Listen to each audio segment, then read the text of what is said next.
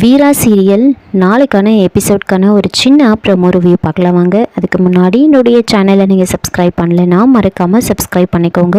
பக்கத்தில் இருக்கிற பெல் பட்டனையும் ப்ரெஸ் பண்ணிக்கோங்க. வீராவும் மாறனும் ஃபர்ஸ்ட் நைட்காக ரூமை டெக்கரேட் பண்ணிகிட்ருப்பாங்க. அதை பார்த்த உடனே வள்ளி ரொம்ப பயங்கரமாக கத்துறாங்க. என்ன நடக்குது இங்கே?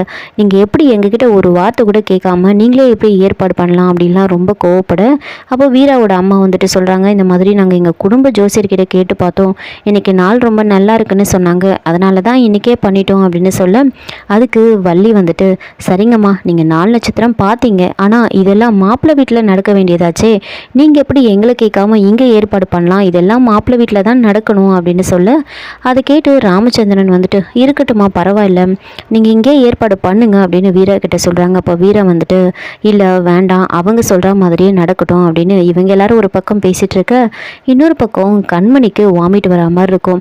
அப்போ தான் கண்மணி யோசிக்கிறாங்க, இன்னும் 2 மாதத்தில் வயிறு வெளியே தெரிய ஆரம்பிச்சிடும், அதுக்கப்புறமா எல்லாருக்கும் நம்ம மேலே சந்தேகம் வந்துடும், அதனால் நாம் சாந்தி முகூர்த்தத்தை தள்ளிலாம் போடக்கூடாது, உடனே நடந்தாகணும், அப்போ தான் நாம் இதிலிருந்து தப்பிக்க முடியும் அப்படின்னு யோசிச்சுட்டு இருக்காங்க.